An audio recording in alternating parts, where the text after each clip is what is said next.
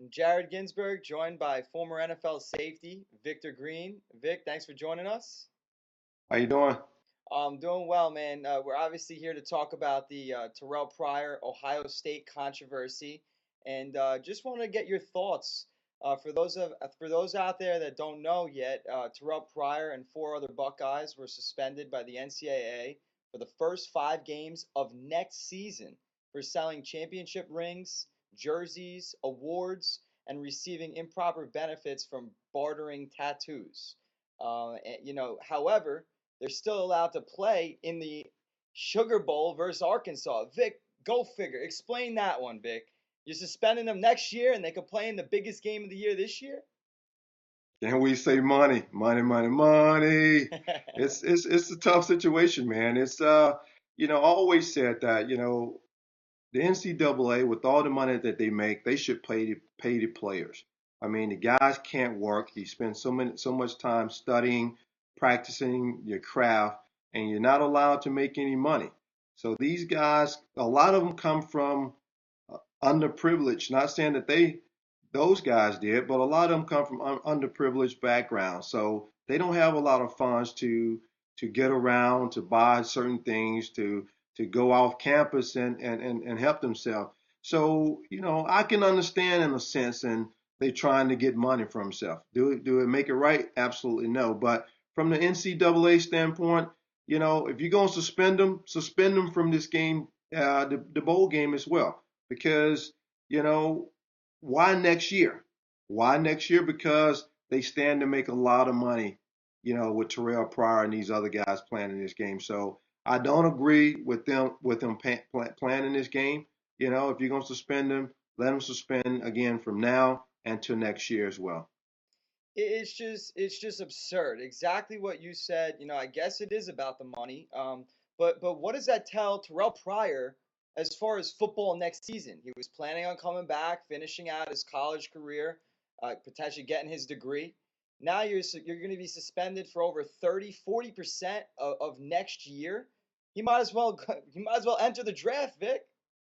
Absolutely, and I'm sure he's going to be advised, by his agent to probably come out this year, even though there's a possibility of a lockout with no CBA being in place at this point. It's probably better than the following year because it's going to be a rookie salary scale there, which he may make a lot less, even if he doesn't go in the first round this year. So you got to think that even if he goes second or third round, he's standing to make a lot more money this year than if he wait to next year. So I think that he'll definitely change his mind and not go back to school for his senior year because if he do go back, you play 8 games, you don't play as well. Now your stock maybe fall from a second to third rounder to a fourth, fifth, sixth rounder, and I don't think that's what he wants. So look for Terrell Pryor to come out this year in the NFL draft. And I agree with you there. And then what does the NCAA do? Oh no, wait, let's go back and suspend them. I mean, it's a joke because you have a chance to do the right thing, and sometimes the right thing isn't always the best thing financially, but it's the right thing to do. He should not be playing. These reports are confirmed. The allegations are true. He should not be playing in this bowl game versus Arkansas. Even though he is going to play, I still like Arkansas in that game because of the quarterback prospect that Arkansas has, Ryan Mallett. He's 6'7", big arm, big QB, big body. And I really like, as well as Ryan Mallett, I like the tight end on Arkansas, DJ Williams. Class act, playmaker, humble guy. I really like what Arkansas and Bobby Petrino's been doing down there. And it just goes to show you, switching gears a bit, a coach that can coach in college, it doesn't always work out for them in the NFL, but when they come back to their home turf in the college game, well, he's back on top in college as far as that goes.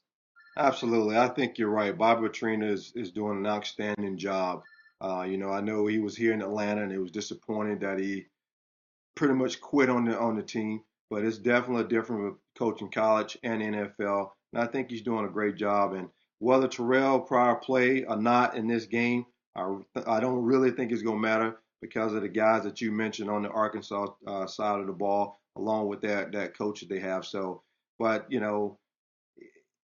it's just absurd the way that the NCAA has really handled this whole situation, and the people out there is really going to look at it and say, hey, what is this really about, NCAA? It's about them selling jerseys, about you guys making money. So if you're going to suspend the guy, again, suspend him from this day forward to next year, Right. and then let that be your last word. Obviously, no, we know it's an unethical thing to do to sell their things, especially when they're going to get multiples of that a year from now.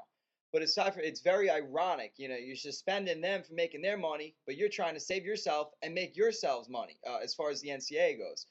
Let me ask you something though. How much of this do you put on Coach Jim Tressel? We know he's a great X's and O's guy. He gets his team ready to play. He gets good recruiting classes every year. Keeps Ohio State relevant.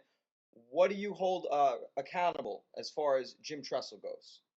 I don't hold a coach accountable in this situation. Coach obviously can't watch their players 24/7.